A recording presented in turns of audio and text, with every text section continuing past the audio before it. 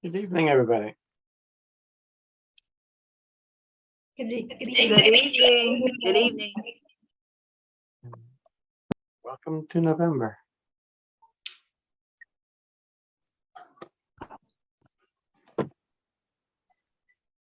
All right. I believe we've got, all right, I think we have quorum. We have all of our directors in today. And it is 6:30 on the dot on November 2nd. Welcome, everybody. Happy November. We've made it. Happy November. We're here already. So, all right, if we can please call this meeting to order. And Ms. Gibbs, if you wouldn't mind, please taking a roll. Sure. Director Alvarado, Here. Director King Meredith, Here. Director Weiner, Here. Vice President Suddeth, Present, thank you. President Cepeda. Here. We have a quorum, Mr. President. Perfect. Thank you. Now is the time for a public comment on items not on the agenda. Madam Clerk, do we have any public comments or requests to speak from tonight's meeting? Yes, we do have one written comment. That person is on the line now. So Ms. Bartel, if you'd like to speak, now is the time for you. I'll go ahead and allow you to talk and unmute you. Okay, Renee? Unmute. Can you hear me now? Yes, we can. Oh, perfect. Thank you so much. Hello, Board of Directors, and thank you for the opportunity to speak to you all tonight. My name is Renee Bartels, and I'm a local realtor and property owner. My sister and I currently are in the process of getting a permit for a kitchen remodel in the home that she lives in, and it is my understanding that there is a partnership between the City of Pinole and the WCWD to assist in sewer compliance. I have no problem with this, and frankly, I think it's a good idea. However, as we're navigating this process, it's becoming clear that even though we are cooperating with the WCWD and will be having a complete new sewer line replacement, the WCWD is holding the approval of our remodel permit hostage until the work is completed. This is extremely unreasonable since the work that is needed for the WCWD can happen simultaneously while work is being done on our kitchen remodel. I have requested a copy of the rule or ordinance that states that work at WCWD must be fully completed before the city can issue a permit for a remodel, and there has been no response from my contact at WCWD regarding that. I did receive an email in which staff explained that they are trying to be good stewards for the environment. However, holding a permit hostage while the property owners are complying, in my opinion, has nothing to do with being a good steward for our environment. Our project has some outside foundation work needed, and withholding our permit approval has already delayed the project and can significantly delay it further since the chance of rain is likely. Again, I believe it is extremely unreasonable for the district to punish the public while they are cooperating and going through the process to obtain a new sewer lateral. Honestly, I'm really having a very hard time understanding why the WCWD would do this. I ask that the WCWD inform the City of Pinole that we are cooperating so we can move forward with the remodel, and if needed to protect the WCWD's interest, ask that the city confirm with WCWD that work is completed and has been signed off before issuing a final on our remodel permit. However, I really don't know why this would be needed since the WCWD has issued a deficiency report. They likely have a policy in place to ensure compliance on their behalf and shouldn't need the City of Pinole's help. Does anybody have any questions? Thank you, Ms. Ms. Bartels, Bartel. thank you for your comments. The board doesn't usually address comments here because mostly because due to the Brown Act, if it's not agendized. But what I can ask is for our GM to be able to reach out either through herself or one of our staff members to reach out to help you resolve this issue. We thank you for bringing it forward and letting us know. It is now on our agenda here, and on our radar. Thank you. Yes. So we'll reach out back to you. It sounds like you're already working with someone, so we will get back to you. through the general manager, and then she'll assign a staff member to make sure that we can work with you on this here and getting this resolved as soon as possible. Thank you. And who is the general manager, please? The general manager, you see her here, her name is Lisa Malik Sadeh. Hi, Lisa. Okay. Hi. Thank you so much. Thank you for being on the meeting tonight. All right. You guys have a great evening. Thank you. You too. All right, and we do have some other panelists, attendees on the meeting. And if any of you wish to have public comment at this time, please raise your hand and I can unmute you.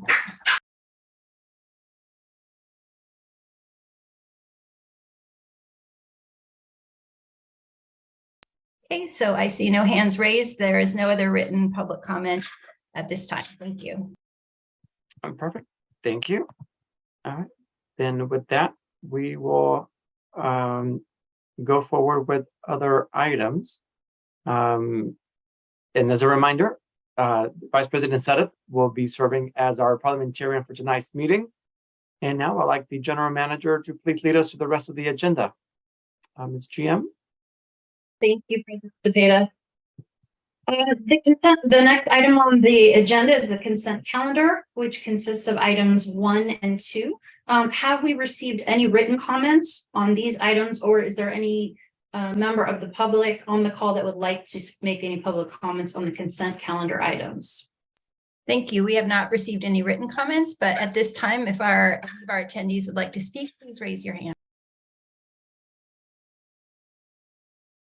Seeing no hands raised, we have no public comment at this time.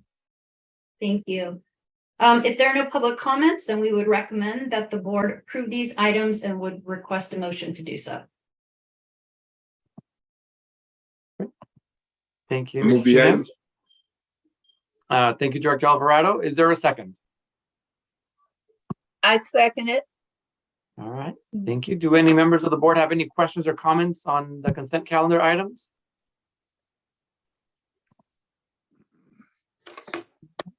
I don't see any virtual or real hands up. Thank you.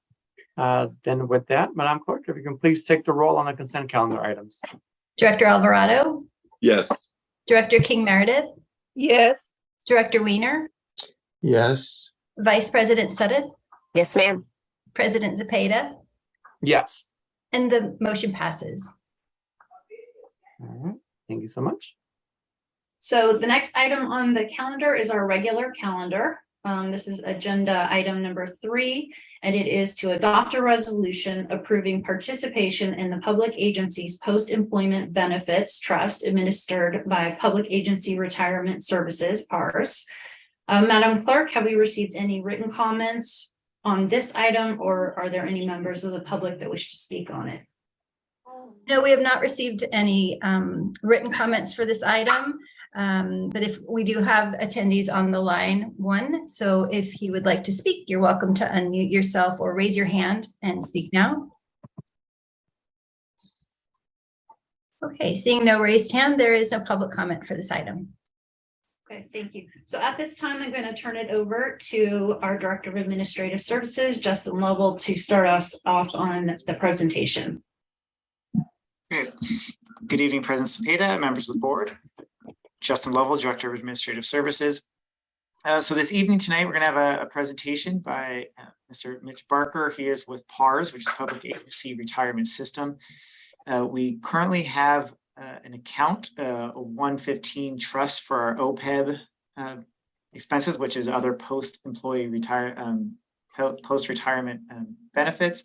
It is for our retiree medical for our employees. And so we are currently have an account with PARS that we're contributing money into this trust account, which is then invested in various investment instruments. We earn some interest on the earnings, and we can use those funds to pay for retiree medical. And so tonight we'll be presenting an option to take essentially create a combined trust account that would be for our OPEB expenses as well as for our pension expenses.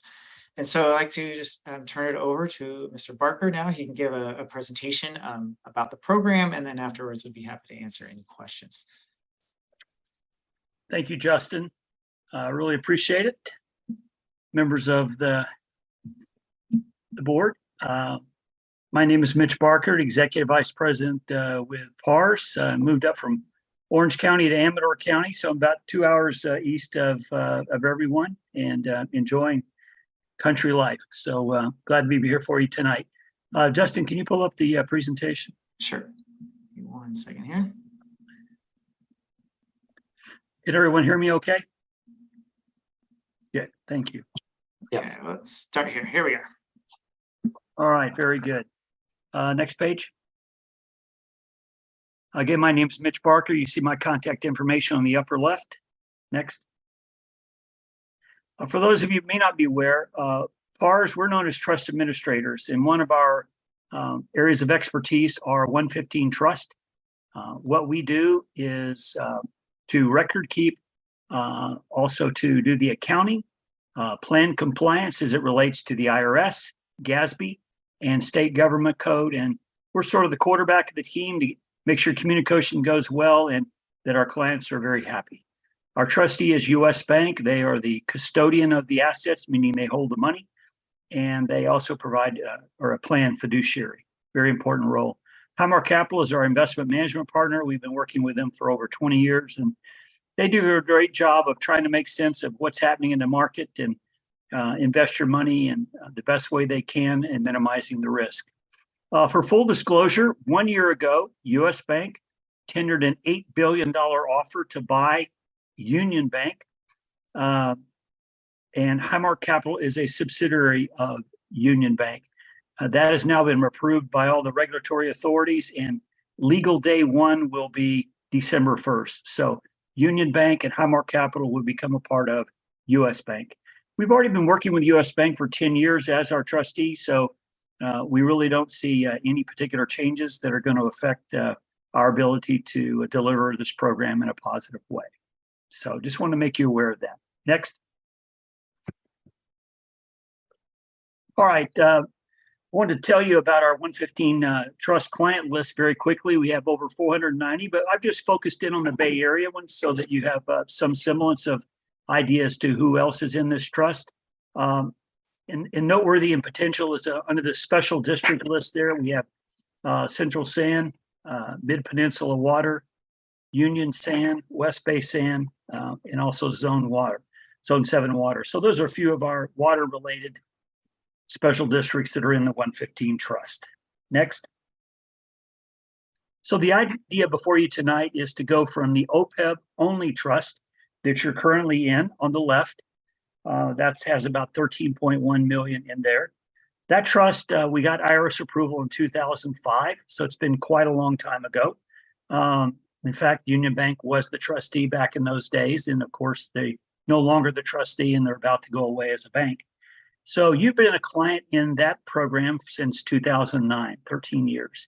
And the idea before you tonight is to move over to the graphic on the right, which is a combination trust.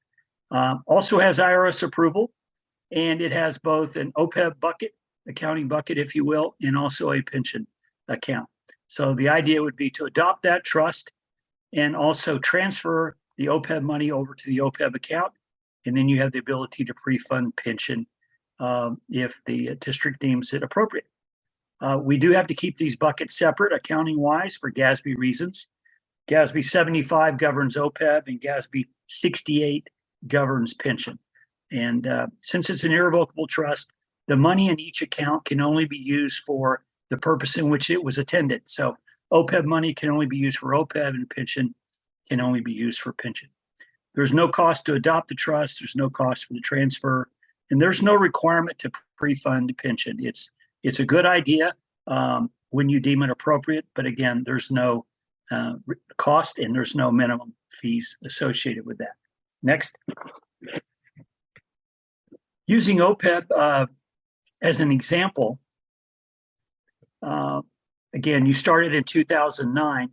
This is an actuarial evaluation, which GASB requires every 2 years. And the evaluation measurement date, as you see on that right column, is June 30, 2021. And that's the most up to date. And a couple of key numbers there are the actuarial liability also known as TOL, 11.5 million. As of this date of this study, you had 14.4 million. So you, in effect, are fully funded. And the district's done a great job of funding this over time. And then Highmark has done a great job of investing the money to earn additional assets. So fully funded. And that's, so now it's time to look at that other post-employment benefit, pension. Next page. And we call that program pension rate stabilization. Next. A little bit of background very quickly. GASB 68 came out in 2015, and that sort of changed the face of pension liabilities because they required you to go from a footnote item to now it's a line item on the balance sheet. So it's very prominently displayed, and it's important for everybody to see what it is and then to be prepared to fund it. Two things they did, CalPERS did in the last few years. One, they changed the amortization from 30 years to 20 years. So your payout over time is now going to be based on a 20-year model, no longer a 30-year model, which puts upward pressure on your annual requirement contribution. And then a year ago, the same exact time, they lowered the discount rate from 7 to 6.8.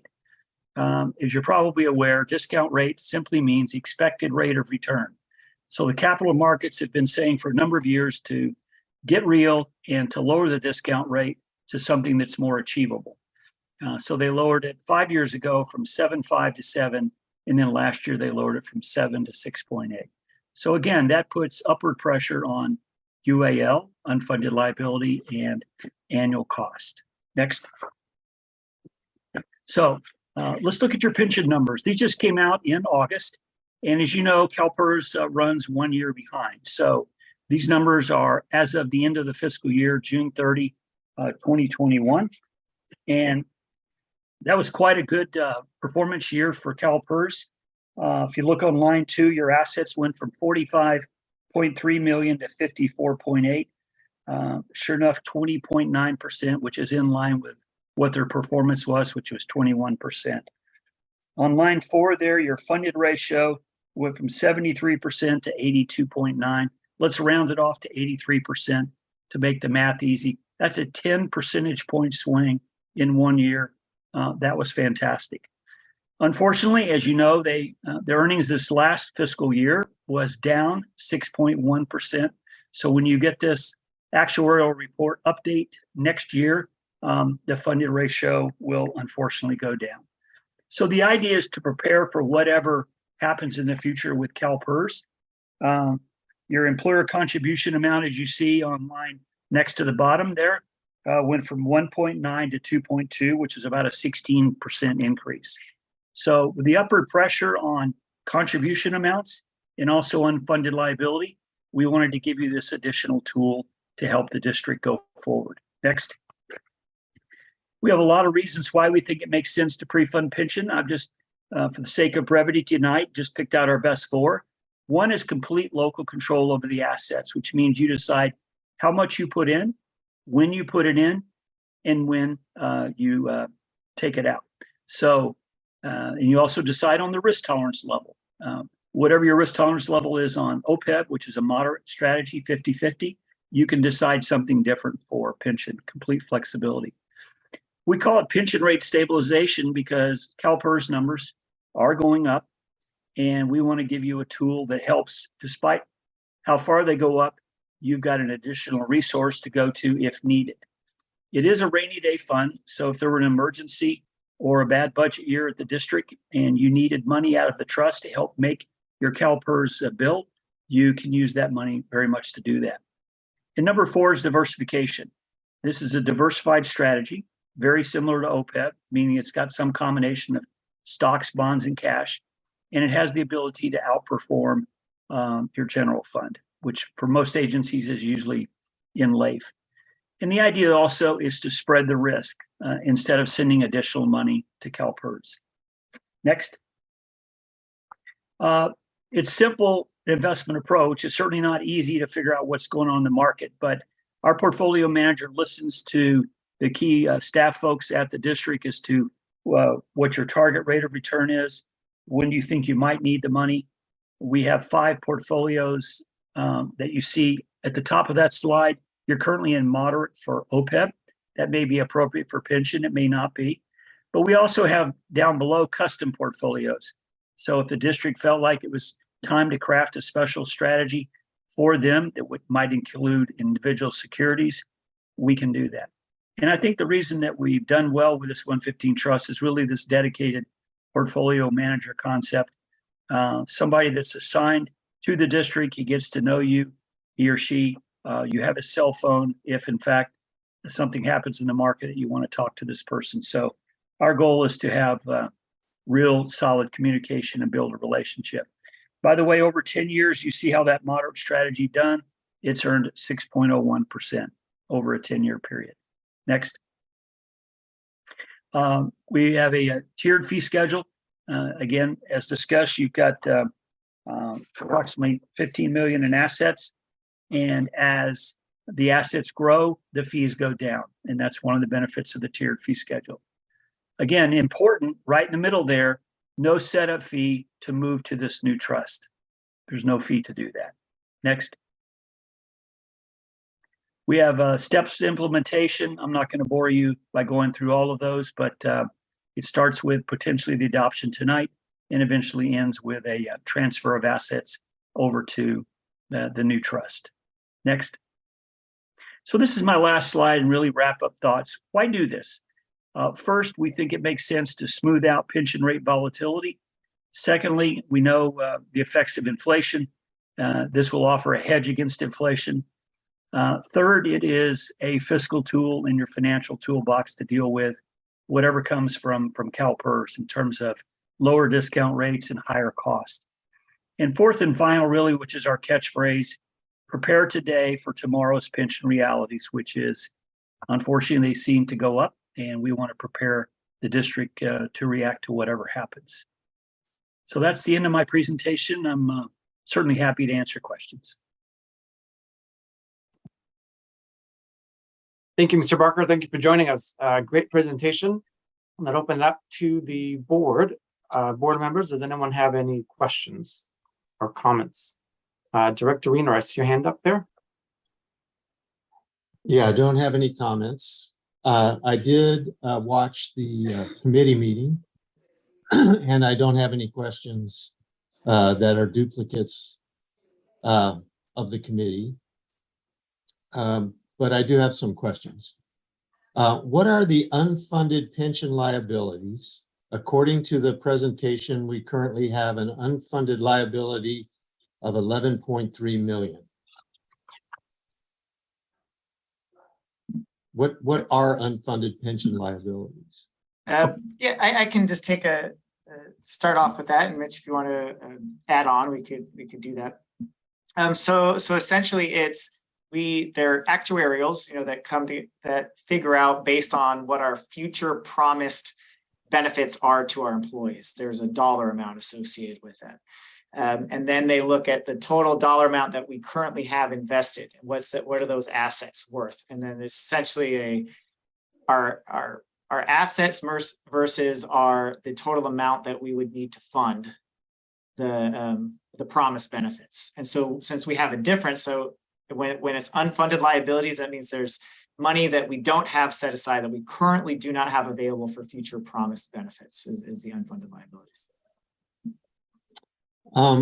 Does the unfunded liability act like a variable rate loan from CalPERS, where we pay them the same rate on the loan that they pay us to our funded pension trust? I think there's a lot of variables in that. So CalPERS determines on an annual basis how much money that we would have to set aside for the next year. So there's a couple components. There is what percentage of employee salaries do we have to contribute to CalPERS, plus what is, and they have another formula, which is our unfunded accrued liability that we are working to pay down. And so there's another formula, which is essentially our mortgage. That's amortized over 20 years. And there was a period when they implemented this program, there was a 5-year ramp up. So we slowly started paying more every 5 years. then it would be stable for several years, and then have a 5-year ramp down. So it's, I don't know if I can say it's exactly the way you formed it. The CalPERS actuarials, tell us how much money we need to contribute to make the benefits that have been promised to the employees as well to the existing retirees. And it really depends on how the market performs year after year. So, a little over a year ago, they had a 20% return on investment. So that helped us out. This last year, they lost 6% of all their assets based on their investments. And so a year from now, we will have to, CalPERS is going to come back and say, well, we've got to make up for those losses because we still have an obligation to pay these promised benefits. And so then what will end up happening is we're going to end up having to pay more over the future. So it is a variable rate. It is, yeah. Yeah, so it acts like we borrowed the money from them for whatever the market's doing, we will pay or benefit from that loan. It's like a loan because it's a liability. Does that sound about right? Well, yeah, Trying to get my head around it. Yeah, we promised the employees to pay a certain benefit amount, and CalPERS tells us how much money we need to contribute to make sure that we are able to pay that benefit to those who have retired, as well as having additional funds available for future retirees, those who are currently employed with us.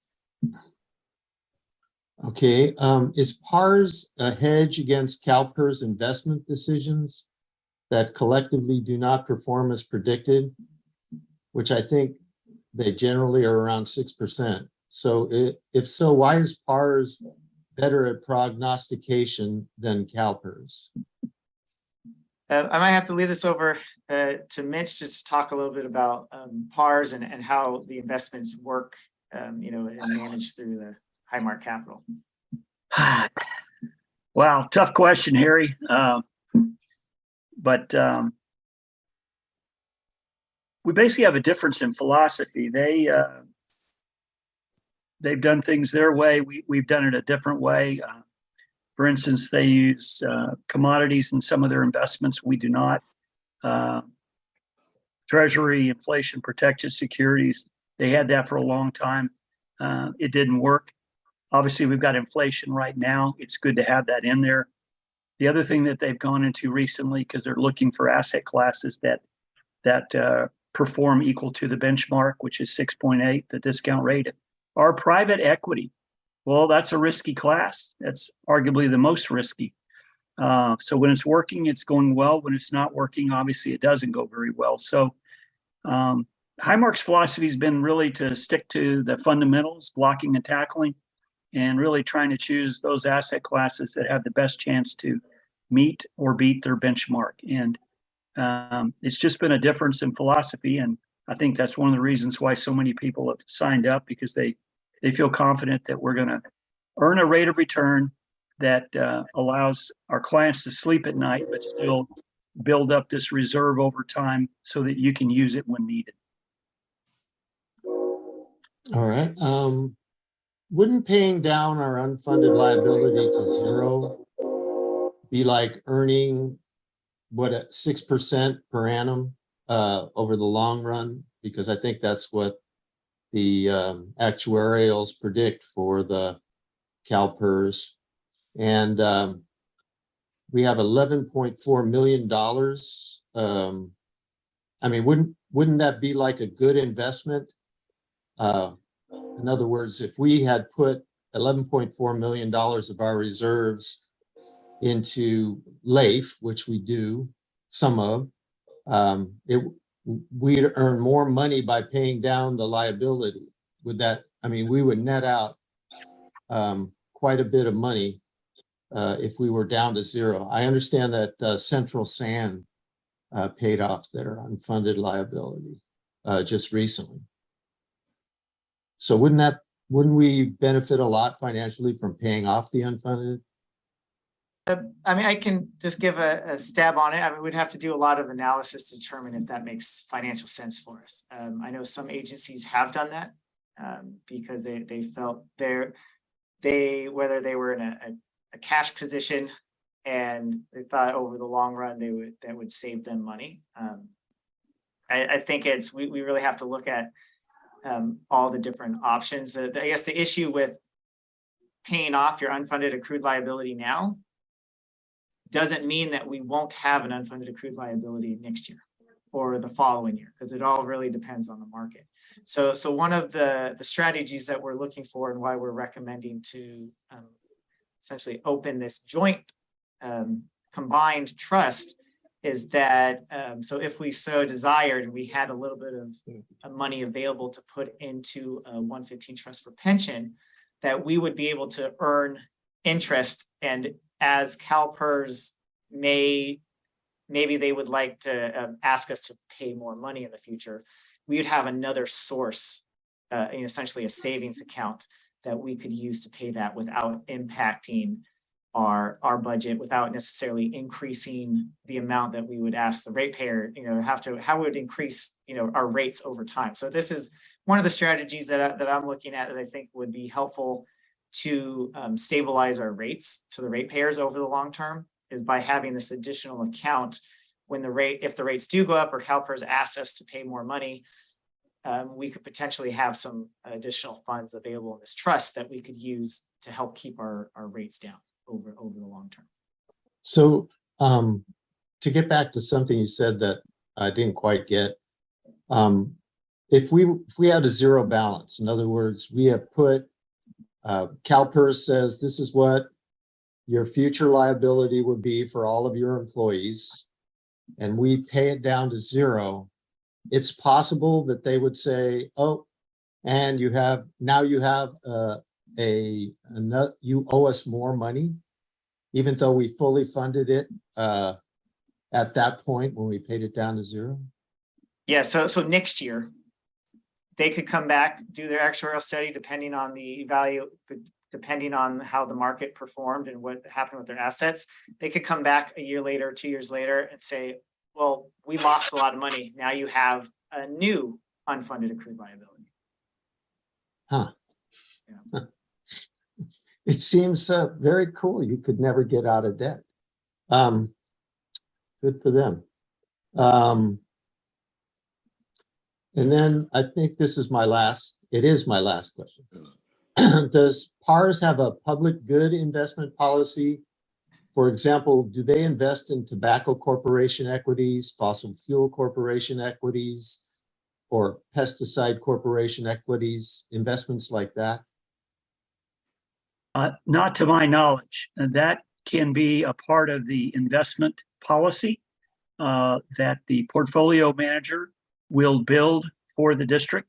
So when it's time to sit down and choose what's the risk tolerance level, we can also listen to input from staff or a committee that says, here are the things that we would like to have as a part of the policy. So they're very receptive to that. Well, I'd like to give the staff additional work, but I'm sure the board would have to approve that.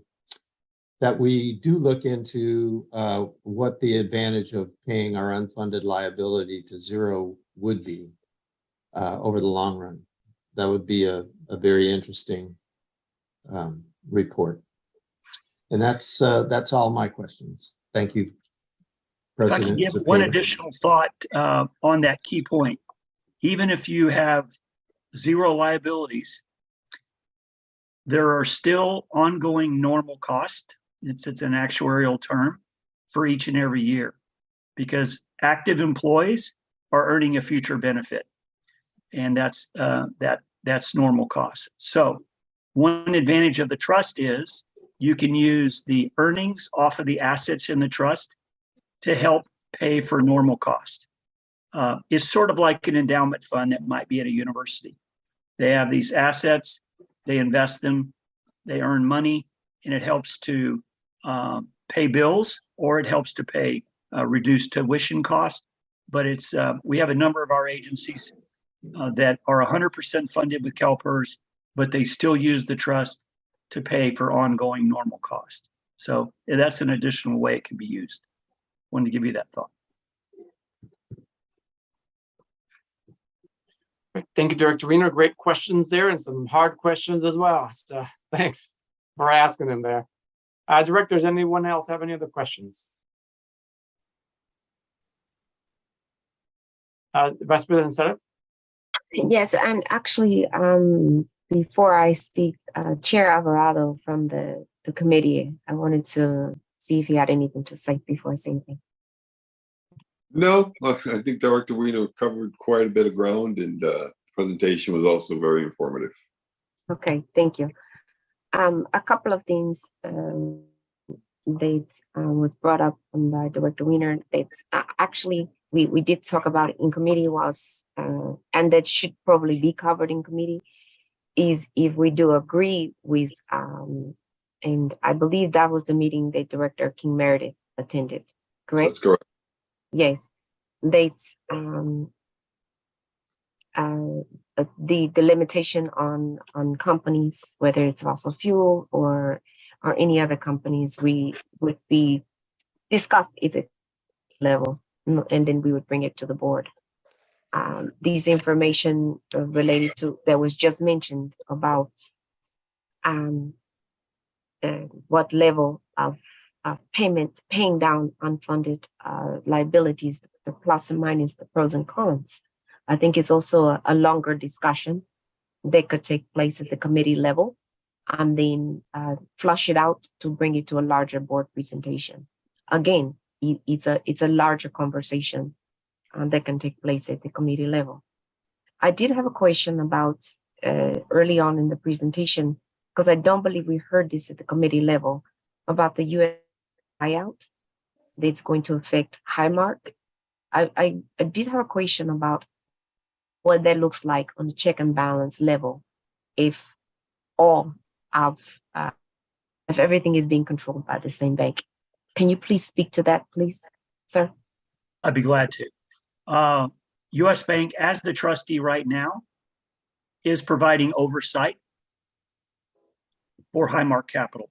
That's one of the roles of the trustee. So they do what's called sub-advise, meaning they delegate the investment authority to Highmark Capital.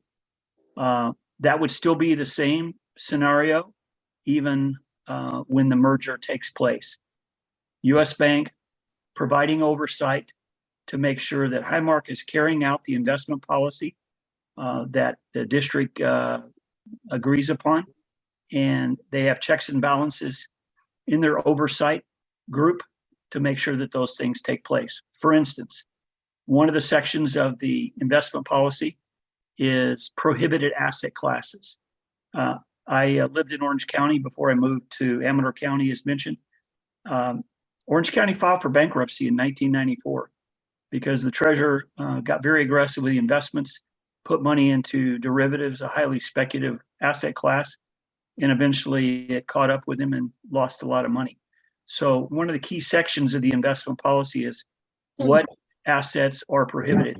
Derivatives is one, precious metals is another, raw land, and those kinds of things. So my point is, U.S. Bank will oversee to make sure that Highmark follows those guidelines. I guess my concern is that fox watching the hen house. So if I own the bank and I'm still watching myself, I don't cheat myself. Don't tell my husband, but yes.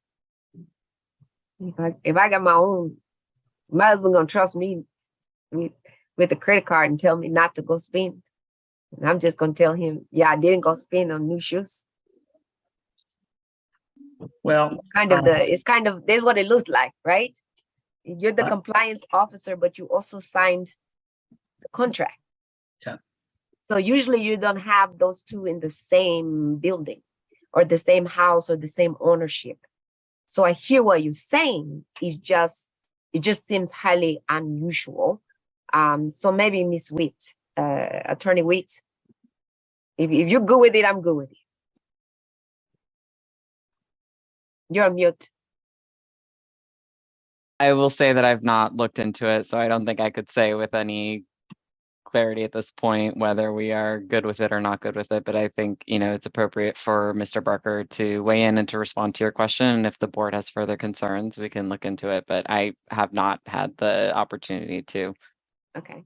They, US Bank is, depending on the survey you read, is the most highly rated bank in the US. Again, we've been working with them for 10 years. I feel good about that. They actually have their own asset management group. They are the asset manager for the school side of our business. Highmark has been the asset manager for our city, county, and special district side. So we've seen them operate on the school side. And again, they've done a very creditable job. We haven't had any complaints, or we would have dealt with that and been a part of the process to say, wait a minute, on the merger. So we feel very confident about it. I would suggest that, we monitor things, and if there would be any concerns by the district, we would certainly address those as your trust administrator, because that's one of our roles. Yeah. Ultimately, I'm I will say this. You have the authority to make a change on the investment side. So if you saw something that was concerning, you can keep PARS as your trust administrator, and then you can choose a new RIA, registered investment advisor, down the road. That is your prerogative, without question. Okay. Yeah. And I would trust that if you saw something that's not with the district, but with somebody else, you would tell us. That's exactly correct. There you go. That's what I'm looking for. Yeah, we want your business for a long time. We've had it for 13 years, and we're going to work just as hard to keep it for another 13, hopefully. Absolutely. I think that was pretty much it. Most of it we saw during the presentation, but I think that any further it would be more committee level, fleshing it out, and then bringing it back to the board. Sir Zepeda, President Zepeda, that was it, sir. Right. Thank you, Vice President Sutter. All right, directors, anyone else have any other questions? All right, seeing none. I don't have any myself. So with that there, I don't know that we need a motion. Do we need a motion? Here, something came from the committee. I think we just go into a second. It would be helpful to get a motion for the record. Yeah, we have an action item. Chair Alvarado. I'm going to defer to you guys since I wasn't there. I'm going to. That's right. It's Miss Annie and I. Annie or yourself? Yes. So I will move the item. I chaired this meeting, so I will move the item as presented.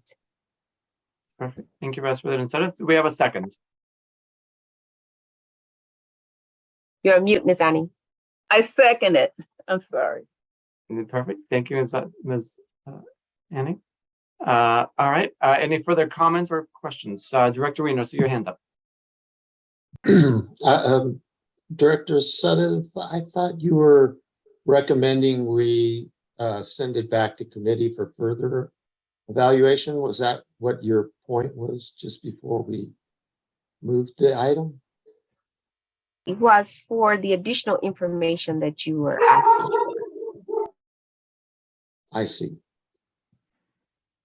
For the additional information regarding the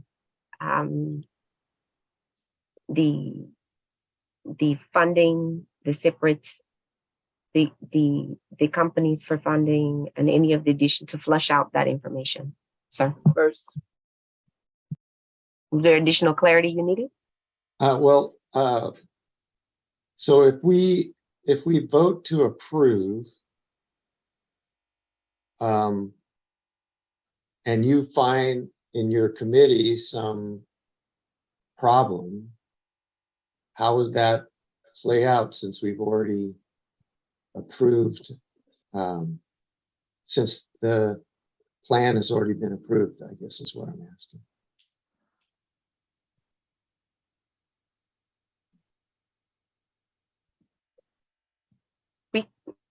Justin's going to speak. Go ahead, Justin. Yeah, if I want to just answer as Mr. Barker was discussing, we do have an opportunity to review kind of the investment advisor, and so there is this is specifically with administered by PARS, but we do have the ability to work with, another investment advisor or look at how the funds are being invested. I think that would really be the piece that we would be looking at here is how are the funds that we have in the trust, how are those invested, and are they meeting the requirements of from the direction of the board, right? If there's specific direction from the board and they weren't meeting those requirements, I think we have the opportunity or the option to change investment advisors to help us make sure that all the funds are invested according to the investment policy that have been set by the board.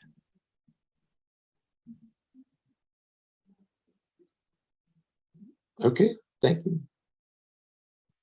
Right. Any other comments? All right, we have a motion and a second. I don't see any other comments. Madam Ms. Gibbs, if you can please take the roll. Sure. Director Alvarado, Yes. Director King Meredith. Director. Yes, I'm sorry. Okay. Thank you. Director Weiner. No. All right. Vice President Suddeth. Yes. President Cepeda. Yes. All right. The motion passes by a vote of 4. Thank you. All right. Thank you for that. Okay, so the next item on our agenda is a presentation. This is a presentation This is a presentation by our Environmental Services Manager, Joe Neugebauer, on our environmental services division during fiscal year 2021-22, regarding the pollution prevention public outreach program. Did we receive, before we turn it over to Joe, did we receive any comments on this, or is there anyone on the call that wants to ask any questions or speak on this? I'm sorry, speak on this, not ask questions. Thanks. So we did not receive any written comments. We do still have one attendee. So if that attendee would like to speak, now's the time to raise your hand. There are no hands raised, so there is no public comment on this item. Okay, thank you. So I will turn it over to Joe at this time. Okay, well, thank you. Thank you, General Manager Lisa, and thank you, board, for giving me the opportunity to speak on our public outreach program. I do have a slideshow. I'm going to attempt to share it myself here, so give me a second while I get this started. I'm going to try to get rid of these pop-ups here first.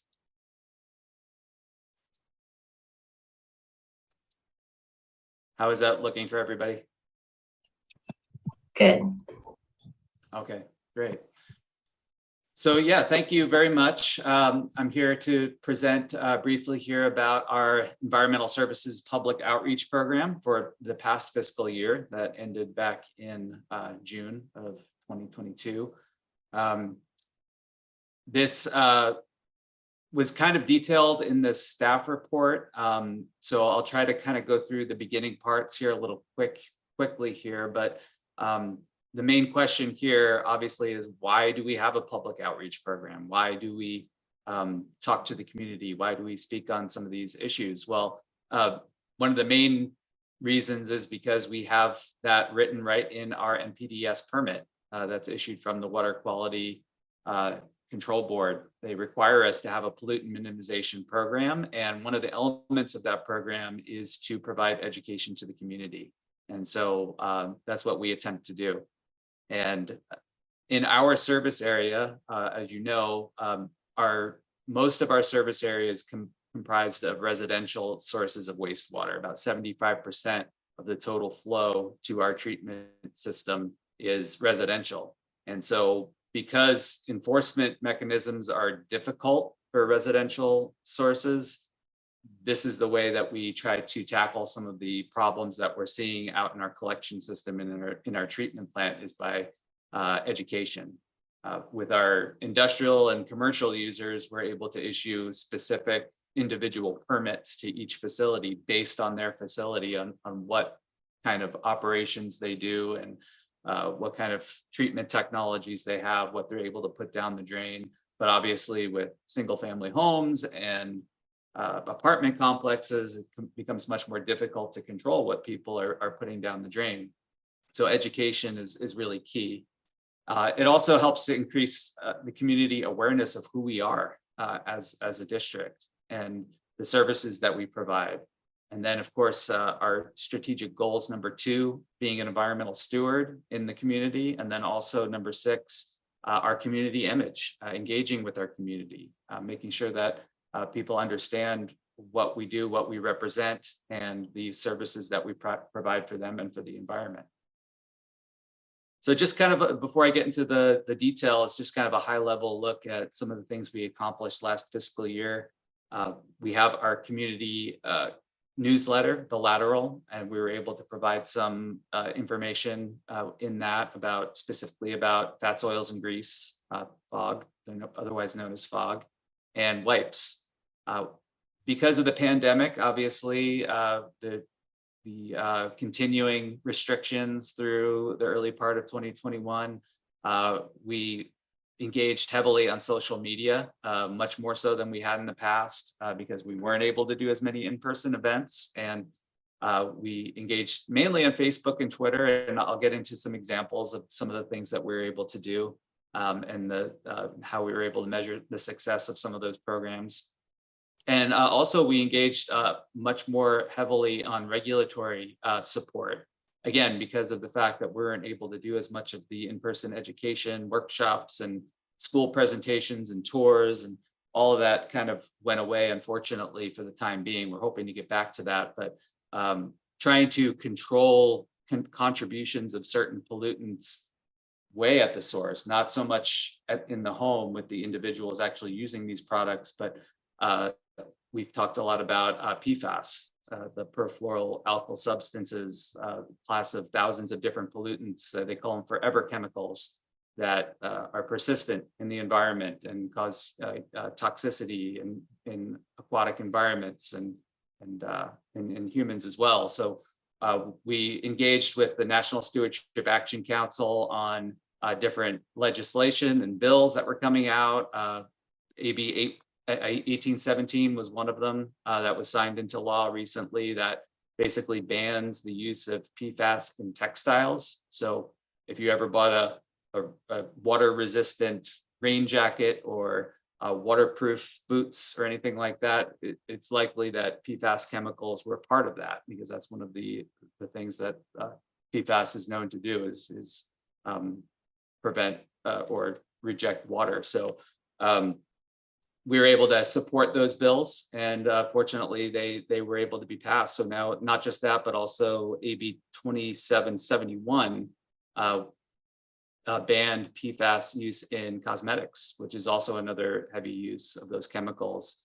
And so now they will no longer be able to sell products in textiles or cosmetics in the state of California that contain PFAS. So that's a huge win. And we partnered with National Stewardship Action Council, who we were platinum members, supporters of, to make those bills happen. So we're really excited about that. And also cigarette filters and vaping devices classified as hazardous waste rather than disposing of them in the garbage where they can, again, cause more pollution. We did actually have a chance to return to some community events toward the end of the fiscal year, Earth Day and Juneteenth. Earth Day was in April, so we were able to participate in that at the El Sobrante Library. And then Juneteenth, the Richmond Juneteenth celebration, we were able to table there and talk to some of the folks that attended that event, and it was very nice to be able to be finally out and face to face with people again. And we'll get into that. I'll have some pictures and stuff to show about that a little bit later.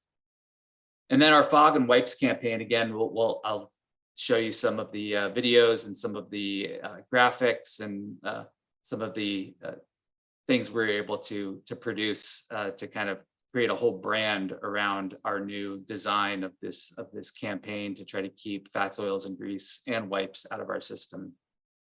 And then also one thing that we did that's not technically part of our pollution prevention program, but our Living Levee project that we have going on. We participated in several community workshops to talk about sea level rise and how that might impact not just our treatment facility, but also the community, and just general awareness of climate change And that was really successful. So we were able to speak at several different events, the Spawners group, again, at the El Sobrante Library, the Creeks Council, the Richmond Municipal Advisory Committee. Were able to present on this project there, all virtually on Zoom.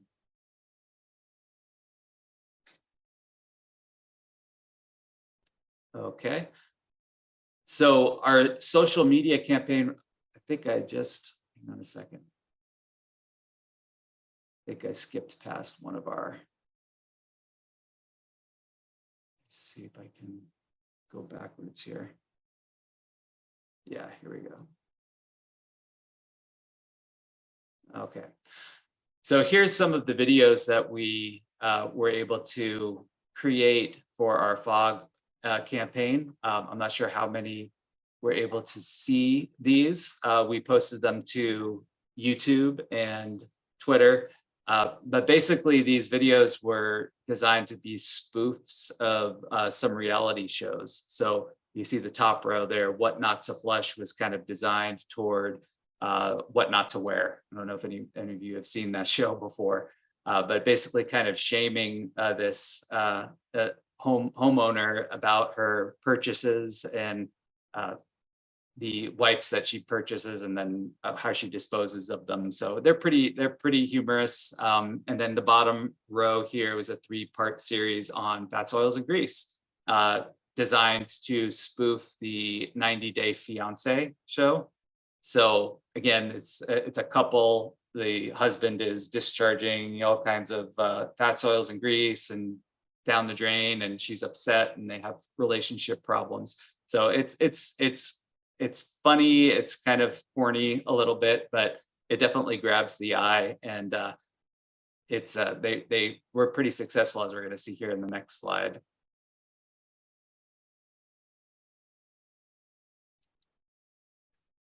So up here, these are the results on these videos that we're able to post. You can see the top row here. This is basically the results from basically no type of boosting, no type of promotion, no advertisements. It's just the videos being put up there on our YouTube channel and links on our Facebook account. And you can see we have impressions, post reach, and post engagements. And basically what this means is impressions is how many times the videos are viewed. And it doesn't single out specific individuals. It's just total number of views of the videos. Post reach basically means how many individual people are viewing them. So it'll weed out if a certain person watches them more than once, it weeds those out. So the post reach is, you can think of as how many individual people are actually viewing them. And then the post engagements are taking things into account, like how long the video is viewed. So if they watch the video all the way through, if they like the video, if they share it, or if they subscribe to any of our channels, that's considered an engagement. So you can see at the top row, looked okay. We were reaching 40 to 50 people. We're getting 10, 20 engagements. But if you look at the bottom row here, this is where it really gets interesting. And what we mean by boosted is basically these videos are put up as ads, or that they pop up in people's feeds on Facebook, and they can either click on them or get rid of them. But they're pushed towards, and they're targeted to people within our community, within our general area. And I don't know if it's specifically within our service area, but in our West Contra Costa area. And you can see our impressions go way up into the thousands, and even the post reaches. So these are the post reaches, the individual people viewing. You can see 1,500, 1,600, 1,300. And then the engagements even go up quite a bit, up into about 100, which would be about how many people, and probably more than we would contact at an actual event if we were in person. So by boosting these videos on social media, we're reaching a lot of people and we're getting a lot of engagement. So it's really worth it. And to boost them, it's pretty inexpensive. I believe it's only about $50 per boost. So we're really getting a lot of bang for our buck and reaching a lot of people. So here's what some of these materials that we created to kind of support this fog and wipes campaign look like. We created new door hangers. You can see those on the left.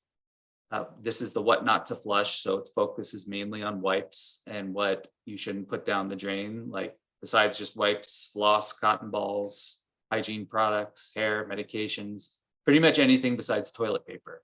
And so these door hangers are really meant to be used to target to certain areas where we're seeing problems with wipes and non-flushables.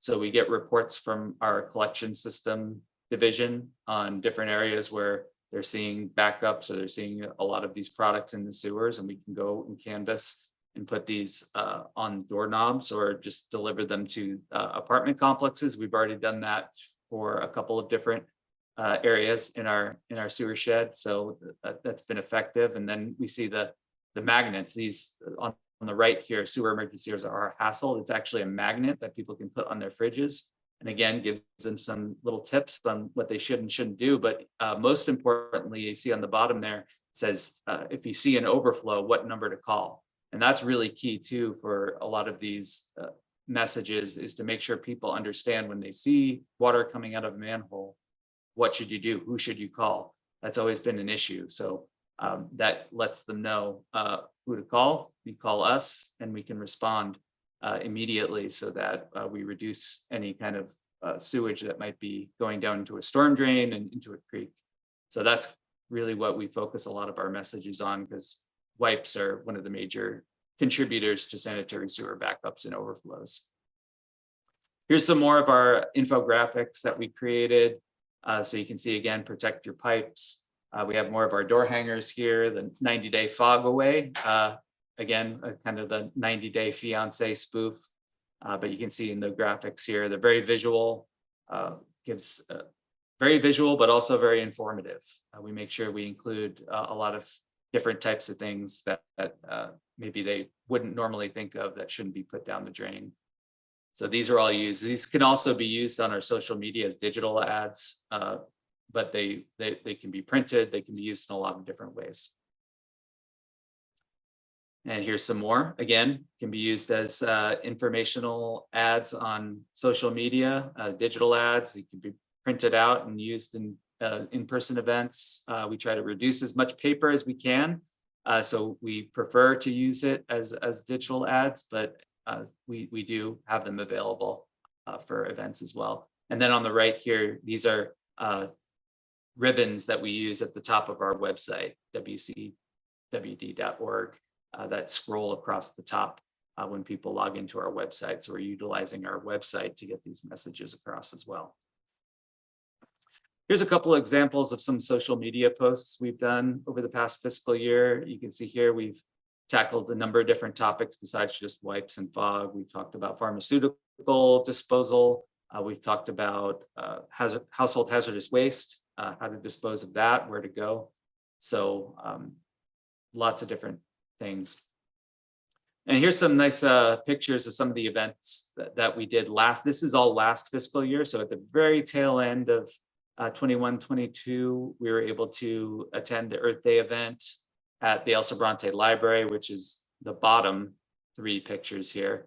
We're able to talk about our levee project. We had our beanbag toss game there, an interactive game that teaches kids where to dispose of certain things like food scraps or fluorescent bulbs or plastic bottles, and they pick which place to throw the beanbag through. So that's always a popular thing. We're able to speak a little bit too about some of the issues that we're talking at that event. And then the top row was Juneteenth. Again, in June, we were able to be out there in Richmond to talk to the community about these same issues. And so that was a nice, successful event as well. So some things that we planned for this, we're already ramping up more in-person events, which again, couldn't be happier about being able to be out and talking to people one-on-one again. We already participated in the San Pablo National Night Out. That was back in August. And then in September, we participated in the El Sobrante Stroll. That's the picture on the right there. And you can see we, with the help of our communication specialist and also Lina, our inspector and Claudia were able to help out with procuring some nice new awnings for our setup. And you can see it looks a lot more professional with our new logo and color scheme. We even have a nice backsplash and tablecloth there that represents the district, I think, a lot better. And then just last month in October, we also tabled at the St. Paul Fall Festival at the St. Paul Catholic School. So 3 events already in the first part of this new fiscal year. And we'll probably have some more events again, starting back up probably in the spring for Earth Day in April will be the next. And we'll hopefully be able to participate in a number of more as the summer goes on next in 2023. So with all of this, again, a lot of focus on social media as we talked about while working back into our in-person events, but it's always the same question. How do we measure the success? How do we know that we're actually being successful in not just talking to people and getting our information across, but hopefully changing behavior and having people actually do the things that we're asking them to do in terms of using, not using wipes, or if they use them, put them in the trash, making sure they wipe out all of their fats, oils, and grease, making sure they get rid of their pharmaceuticals in a pharmaceutical take back program rather than putting them down the drain. How do we make sure that they're actually doing these things? Well, a couple of ways. It's really hard again to measure that because we can't see what people are doing all the time, but we only had 2 sanitary sewer overflows in 2021 due to wipes, and we had 0 due to fats, oils, and grease. So that's huge. That's in the past, we've always had, numerous throughout the year, but the fact that those are going down shows that people are listening and they're paying attention to these, and they understand what the impacts can be. So we view that as a success. It also can be obviously, contributed to our great staff that go out there and clean the sewers as well and keep the system moving. But all of this kind of works together. The toxic pollutants at the treatment plant we're seeing in our influent are also trending downwards over the last few years. So like mercury, copper, those types of pollutants, we're seeing less and less of those coming into the treatment plant. So that, again, a sign that people are disposing of products that contain those pollutants properly. We've got increased meaningful engagement on our social media, as we talked about earlier, especially when we boost those ads and those videos. We're seeing people actually watch them and respond and like and share. So that's really exciting to see. And we're hoping to build that up more as this next year goes along as well. And we also track the total number and pounds of household hazardous waste that are disposed of at the facility on Pittsburgh Avenue, right across the street from our plant. We have a relationship with Republic Services where they supply us with that information on an annual basis. So we're able to see, yes, people are using that service. And yes, when we tell people, take it here, don't throw it in the trash, don't dump it down the drain, take it here, people are actually doing that. Even through the pandemic, we saw a lot of people using the household hazardous waste facility, which again shows that it's not going somewhere it shouldn't go. It's going to the proper place. So that's great to see. And then we got some really great feedback from the Regional Water Quality Control Board on our annual pollution prevention report. So again, going back to the fact that that's a requirement in our NPDES permit, that we have this program, that we educate the community, and we have to do a pretty detailed report every year on that. And we got a letter back from them just recently praising us for our efforts for this past year. And they specifically mentioned the videos, the 90-day fog away and what not to flush videos. They said that they were humorous and informative, and they really liked that we invested in that. So we were happy to hear that as well. So other than that, just wanted to thank again the board and staff for supporting these programs. It's a group effort. Definitely not just me. Like I mentioned, Lynna Allen, our inspector, does a lot of work on this and organizes a lot of these events for us and participates. Also, Claudia Anderson from Admin Services and so many. I can't name all of them. We have people from staff from all different departments that have helped us out in tabling and talking with people, and it really brings us all together, I think, as different divisions as well to participate. And just one other quick note of one of these pictures you see here, the second from the left, it's a picture of the celebration of 50 years of the Clean Water Act. The EPA regional administrator actually visited us. They chose us along with a couple other North Richmond organizations to showcase the different collaborations that have been happening in the North Richmond area between public and private specifically. And so they wanted to highlight our horizontal levee project. Of course, we've done a lot of community engagement on that as well, and been able to engage property owners and the flood control district and so many different entities to try to come up with a solution for this, and it's moved forward really successfully. And so it's just a quick little picture on that. I just wanted to highlight that as well. Not technically part of our pollution prevention program, but it was a nice way to showcase some of the exciting projects that we have going on here at West County Wastewater. So that's my presentation. And I'd be happy to take any questions. Thank you, Joe. Board, does anyone have any questions? And let me see if I can. I have. I can't see. Go ahead, Director Kumar. Yes, President Sabeda. Yes, I would like to thank Joe for the presentation. And also, I would just like to add in some of the outreach that I guess we didn't get a chance to get over to you, was Vice President Sutter and myself also added into the outreach, which took place September the 24th, which was the well piece that was at Deanza. We had a matter of fact, she had a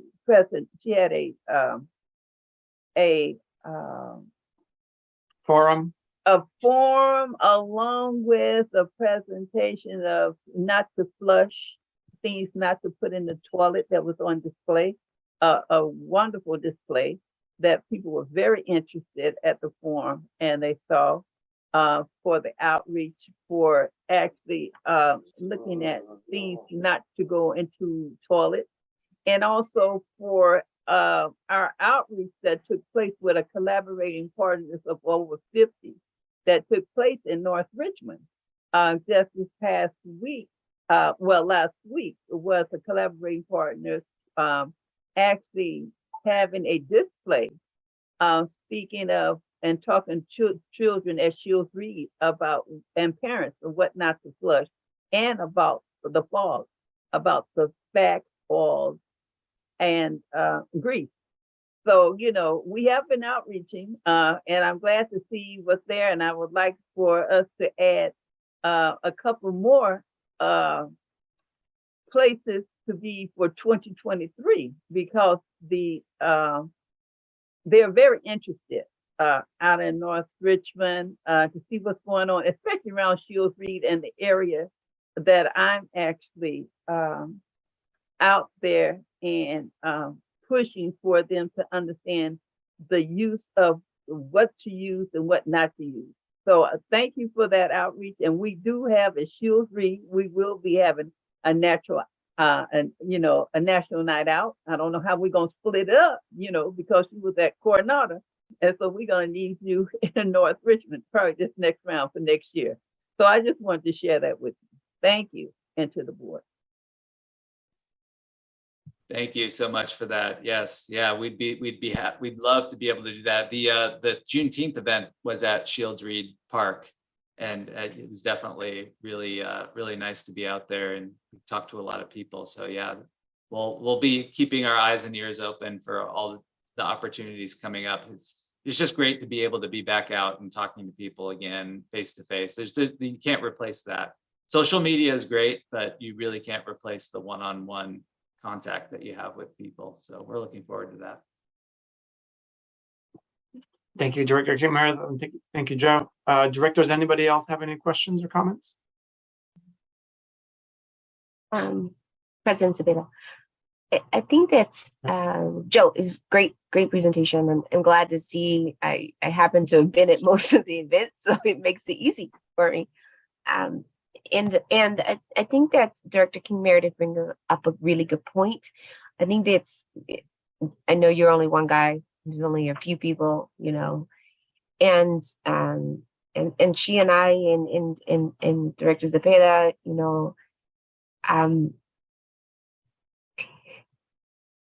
what's good is to be able to have, you know, sometimes we wing it, honestly, we wing it. We go out, we have our ability because we're asked to come to places and do things. And what I would like to have, what I think would be good for the board and between you and Ms. Kate is, I think that's to have a set, even though sometimes it's not a presentation, but something that the boards could have to work from, even if we have to tailor it for our specific purposes. You know, last week I was with the Board of Supervisors, and we were talking about the Clean Air Act, and it was mentioned because I was with John Joya, so we were mentioning this very thing that you just mentioned about him coming out, and I think all four of us, with the absence of President Cepeda, were at the East Bay Mod Ward 1 briefing. And I know we're going to hear more about this in a few minutes when all the directors give their report. But, you know, again, it's with East Bay Mod, you know, besides that event, I did another event with East Bay Mod with Director Young, Margarita Young. Each one of these events, you know, if they ask us to speak, it would be nice to have something that's uniform, that everyone can touch on, because while Joe, I may know, it may not be that everyone knows all of the highlights. I may say the highlights that Cheryl wants them to know, but there may be highlights that Lisa wants Joe to impart to the board, that the board should be delivering a very consistent message about what are the highlights that we should be touching on, not the highlights that Director Wiener or Director Alvarado or Director Sadiet or Director King Meredith or Director Cepeda wants people to know, but what the district wants the public to know. So I think having those talking points is very, very important, that we should have something, a presentation, first of all, that has the new logo, whether it's this one or the Pride logo, that's already ready to go. And if we need to customize it a little bit, then we can customize it a little bit. Having the talking points, what are the highlights that we need to hit? And if we need to add something to it, then we can add something to it. But I think, Ms. Kate, one of the things that we were missing was something we could put on the easel, right? So we had to make it up ourselves. But it would be nice to have something that can go on an easel, that can go in front of the table. It would be nice to have a tablecloth. That tablecloth was beautiful when I saw it at Elsa Bronte Stroll. I was about to say Solano Stroll, but Elsa Bronte Stroll, right? But we make do. We put our own tablecloth on, and then we put some stuff on it. But those kind of things, I think, is important, because you can't be everywhere, Joe. And many times we are asked to be somewhere to speak and to bring something. And it's not always that we can get to the office to get it. So we should have our own bag of goodies to be able to go and make an appearance. And I think it should be uniform. It shouldn't be ragtag. It's got to be uniform.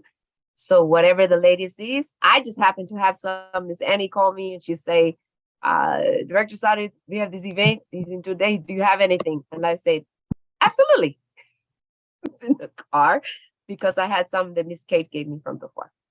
So there's my 10 cents. There's more than 2 cents. My 10 cents, Joe. I think you guys did a fabulous job. It looks good. We've got great merchandise and people were really receptive. And just so you know, I can talk to you offline, but they came to Director King, Meredith and I, and there was like at least 4, maybe 5, Ms. Annie, groups that want presentations and that want to collaborate with the district. Right. And President Sabeda, if I can't just chime in just really quickly, and I'm concurring everything what Vice President Sutter said.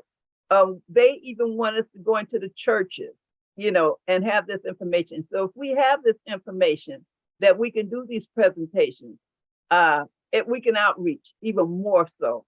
So that's one of the things that was very interested, not only, you know, going to the schools, but they want us to go into the churches. They want us to go into the youth services. They want to go into apartments, to senior centers, and talk to individuals.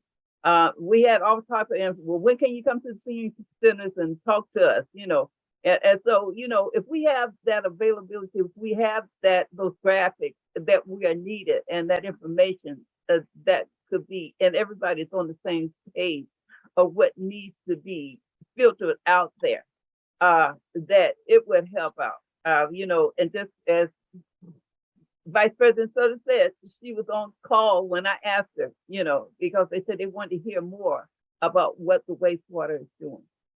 So I just wanted to chime in also on that. So I'm done. Thank you. If I can just respond quickly, just to let you know, so we actually are working on all of the above that you just mentioned. So we've got a video that's in the works. We've got a standard presentation that is in the works, and the audience is really for the board to be able to deliver that. This isn't the first time we've received that request. So Kate has been working on that, especially I think you guys will really like the wastewater video that we are working on. That's kind of wastewater 101. And I don't have the dates when those will be complete, but we'll take all the additional information, maybe about putting the bags, you know, giving you kind of a your goodie bag, if you will, so you can do that. So just wanted to let you know, in the works, and any of those requests, please send them, you know, my way, and we'll look at making sure we can get to as many events as possible. Wonderful. Thank you so much. Appreciate it. Wonderful presentation. The last thing I will tell you is that the 3 Ps, because we taught all the children the 3 Ps and their families. However, well, Miss Annie likes the 3 Ps. I like the 2 Ps. Because if you know anything about anywhere outside the United States, there's only 2 Ps. Pee and poop. You don't put paper in the toilet outside the United States. Right. So most people outside United States, they will correct you and say, the paper doesn't go in the toilet. So there's your next video, Miss Kate. They tell you, especially in Latino and many of our Asian communities, they know not to put anything else in the toilets. Only 2 Ps. So there's your next one, just so you know. Thank you, Vice President Sutter and Director King Meredith. Directors, anyone else have any questions? No? Joe, thanks so much. Great presentation. Thank you for being out there and continuing to showcase our agency and trying to get it unhidden and showing it more into our community. So thank you so much. All right. Okay, so thank you, Joe. The next item on our agenda is reports from staff, general manager, and general counsel. The first item that we actually have was a request at the last board meeting to have a discussion with the board. There's no action. It's just a discussion on the boardroom setup in relation to us returning back to in-person.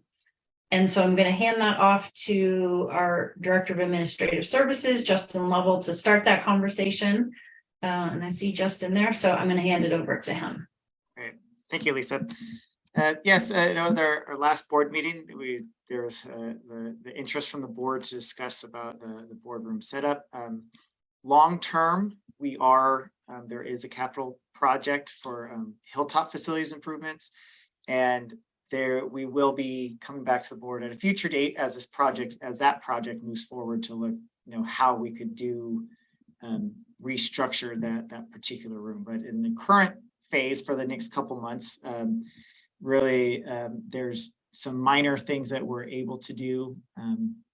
We are pursuing purchasing additional equipment within the boardroom so we can have a true hybrid, in-person hybrid board meeting. We did find that, offering Zoom for the public, I think, or even consultants to do presentations could be very helpful. And so we are working to upgrade that equipment, the camera system, and be able to have a better integration between the technology-wise for when the board comes and meets in person. So really, tonight there's some small things that we could do. I'd just like to hear kind of what your, I guess, the thoughts of the board of different setup configurations that we could do without construction, because we're not gonna be able to get to that in 4 months. And so when we do go beat Mac in person, we could be ready to do that.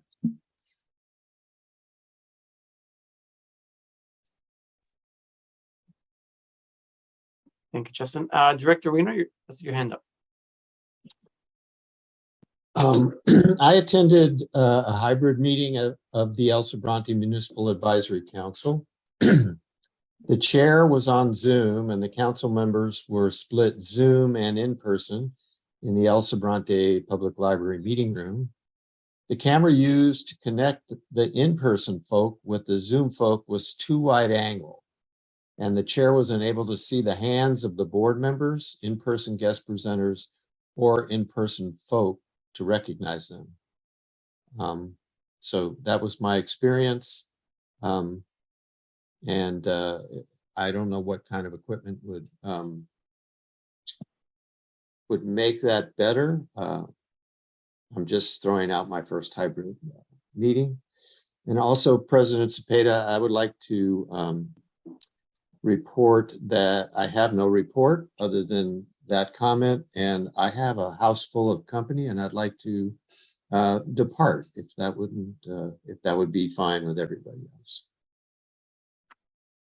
Thank you, Director Weiner. I think we're towards the end of the agenda, so that should be fine. Go ahead and enjoy your company there.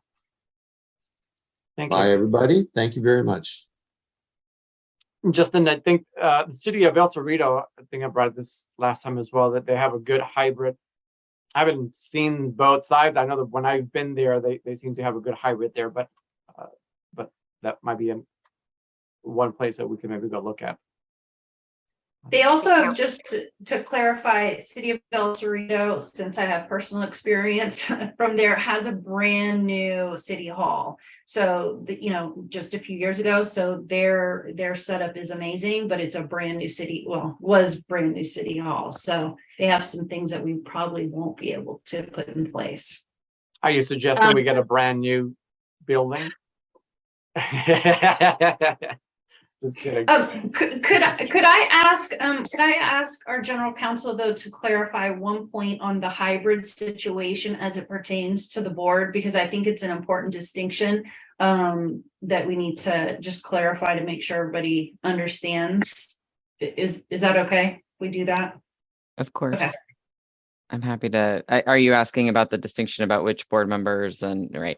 So I think the hybrid scenario that Director Weiner was referring to is likely because of the time that we are in now. We are still in the state of emergency, and so there's probably greater flexibility now than there will be at the time that we're talking about returning to in-person meetings in March of 2023. At that time, the board will need to meet in person or conform to the Brown Act's teleconference rules. Right. The hybrid part is for the audience, correct?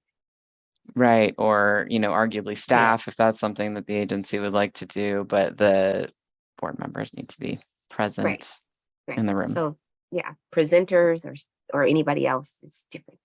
I can check with my office, Justin, at AC Transit, because we seem to have started our hybrid meetings already, and I'm not sure what they're using, but it seems to be working. So I can check to see I'll check with our IT in the morning to see what they're using. I just know that one of the screens is dedicated to the boardroom on the Zoom. I think if there's something specific that the board would like to see, I mean, it's really something where, you know, we can come back to the board and lay out a plan and say, this is what we're really planning for. I mean, again, the hybrid really only pertains to wanting to make sure that there's ease for the members of the public to be able to participate in consultants.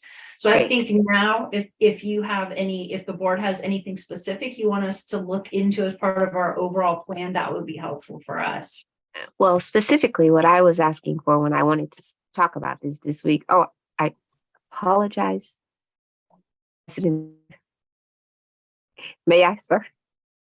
Yeah, and you got cut off a little bit there. So, but yeah, but I said, I apologize. May I please, the floor? Yes, please go ahead. Sorry about that. What I specifically was looking for when I asked for this item was I'm looking for a separation on the seating, you know, either the plexiglass, because right now people are, the way that the dais is set up, like sitting right on each other, right?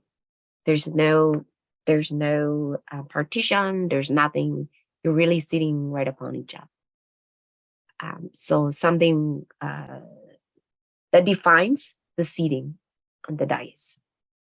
So I know that it's looking the county, when I go to the county board of supervisors meetings, they've restructured it so that it's more defined.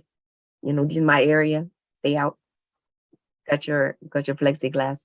I know that they're redoing it on many of the city councils have redone it, on the school boards. Some of them are still working on it, but they've redefined the dais without having to do major construction. So they've just made it more defined, each area. Does that make sense, Ms. Lisa? Okay, I see Yes. Andrew has his hand up. He might have a question for me, so I don't know. Andrew, go ahead. Yes, Vice President said it, that's exactly the kind of feedback we're looking for right now. As Justin mentioned, there's a long-term study that we're going to look at. So any major construction, reconfiguration, space planning, we're looking at the entire building. That's a much longer term.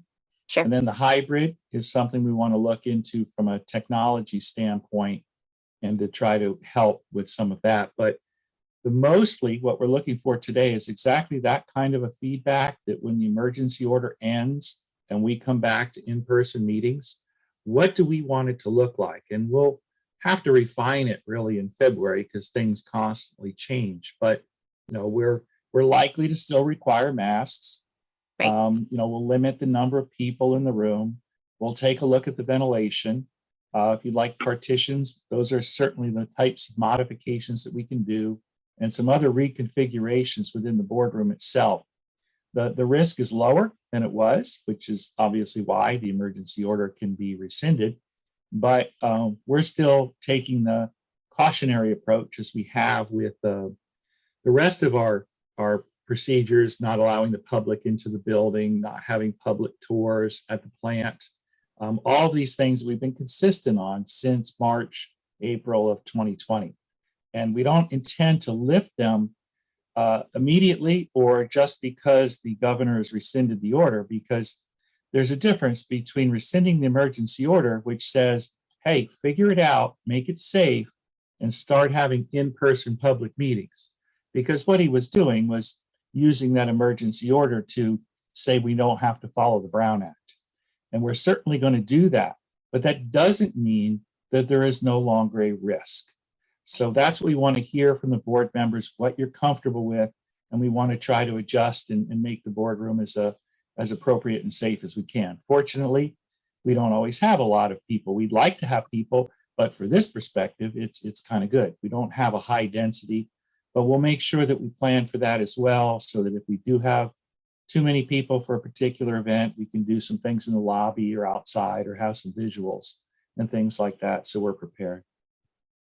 That's comforting to hear, because I think long-term was what President Zepeda was talking about, with being able to see everyone, because it's see from the middle seat, especially, which is usually where the president sits, it's hard to see on the ends. And I think that's more of a long-term thing because you'd have to reconfigure the room. But short term, I think being able to account for the safety factor with the and sectioning off are and making sure that all of the things you just mentioned, I think is short that I was looking at. I can't speak for everyone, but this is what I was.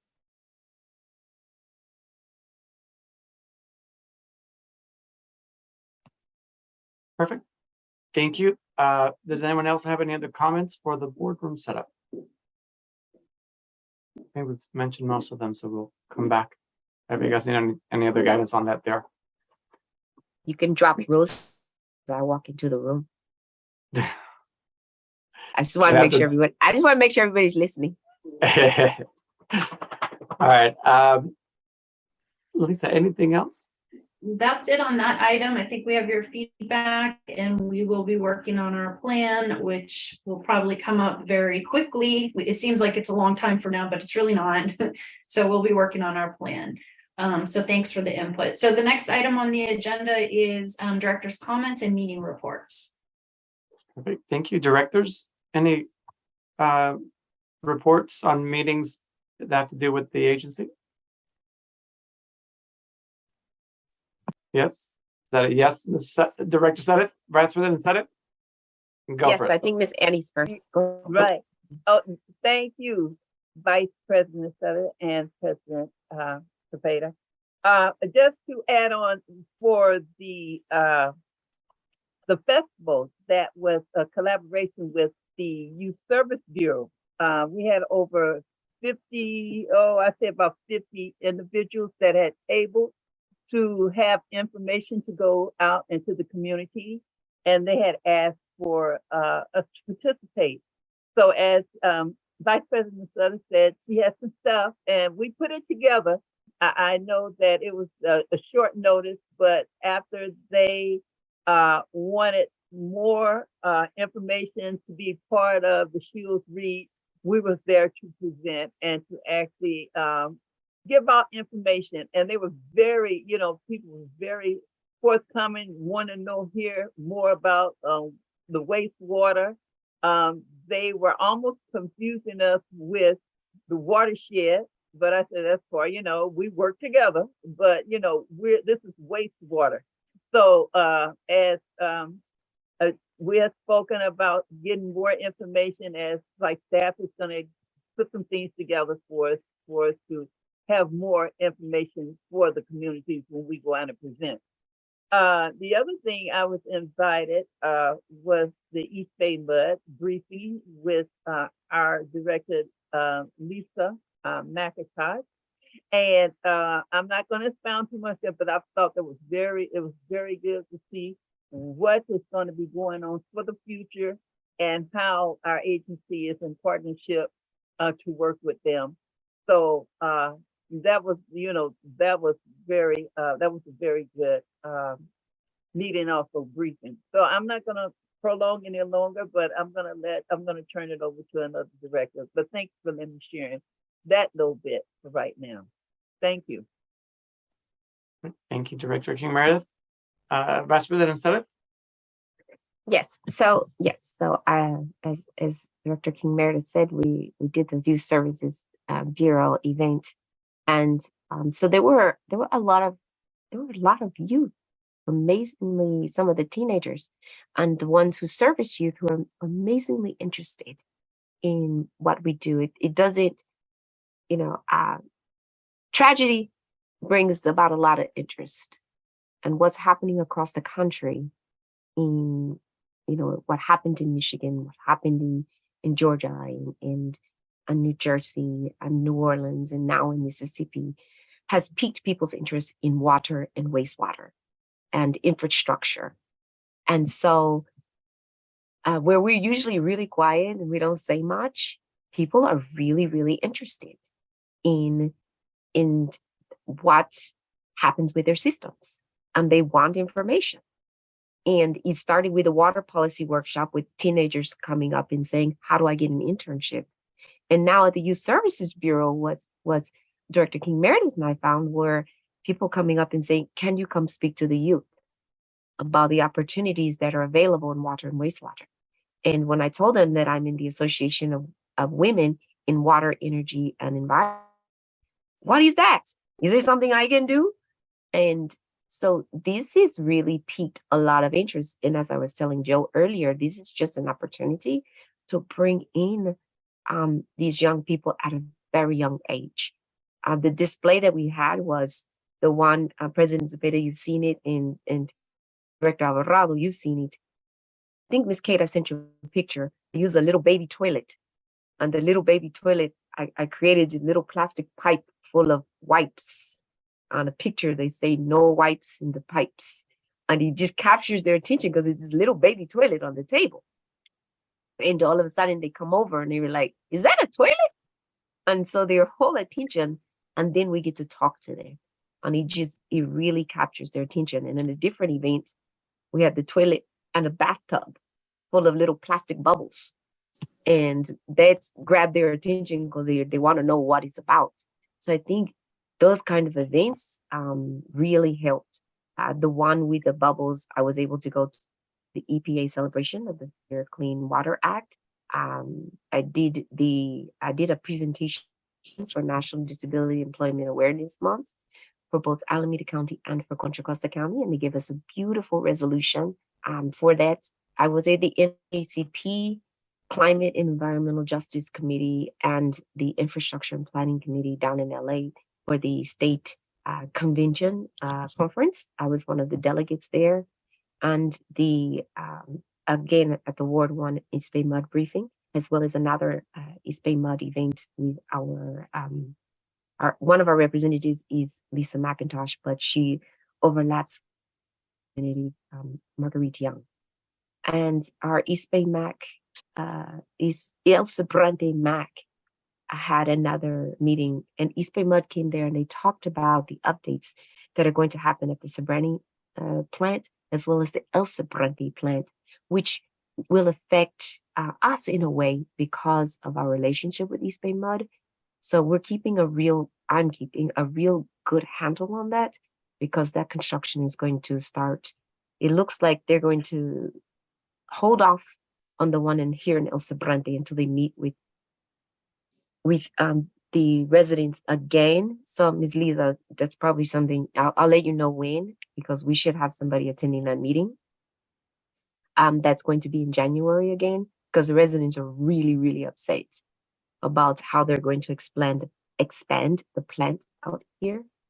And then the last one was the last couple of Richmond City Council meetings, which I'm going to let President Zepeda tell you about that wonderful circus show.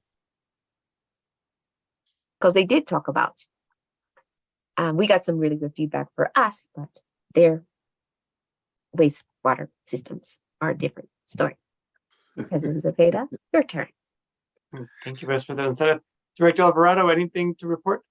No, I do. I attended that Bud briefing as well in District 1. It was a great event, and want to thank Mud for providing lunch for all the participants. It wasn't anything special, but it was good. I mean, it was something where we got to hear what was going on with EdMud and the partnerships with what we do in other agencies as well. So thank you, EdMud and Lisa McIntosh. Very, very well done. All right. Thank you, Director Alvarado.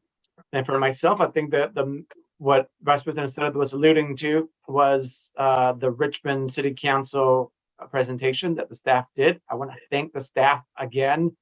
Thank you so much for doing a great job in the presentation and for being up so late. I'm sorry, I didn't realize that we were going to have us, but I should have known that the Richmond City Council likes to go on forever and ever.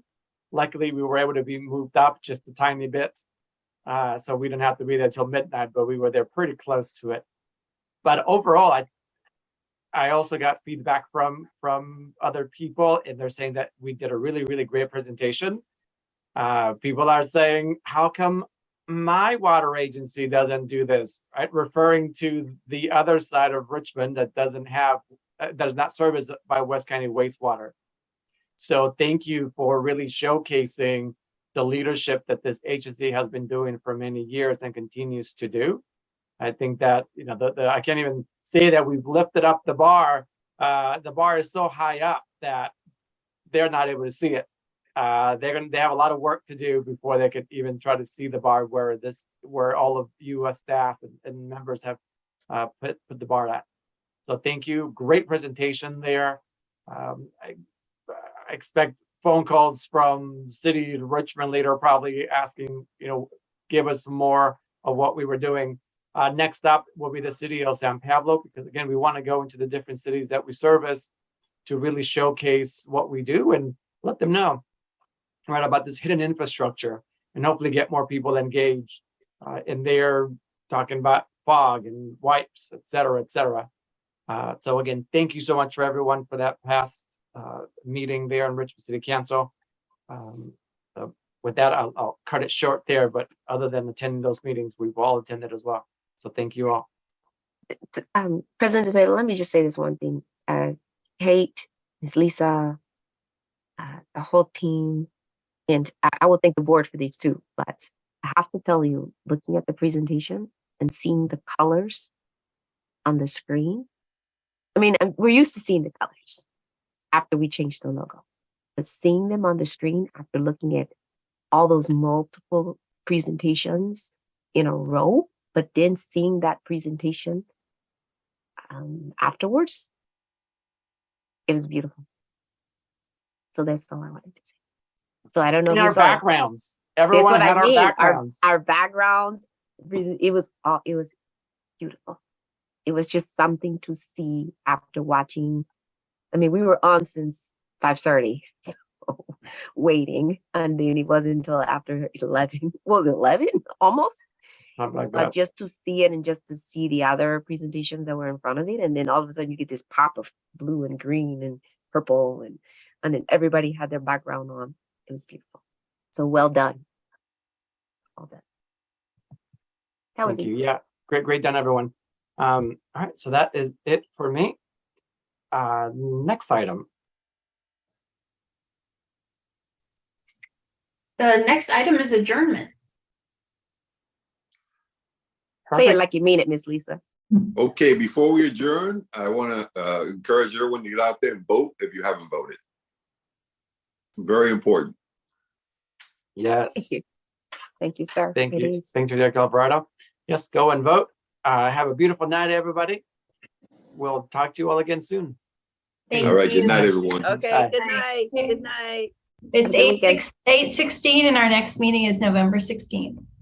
Thank you so much. Times now. Thank you. Okay, good night.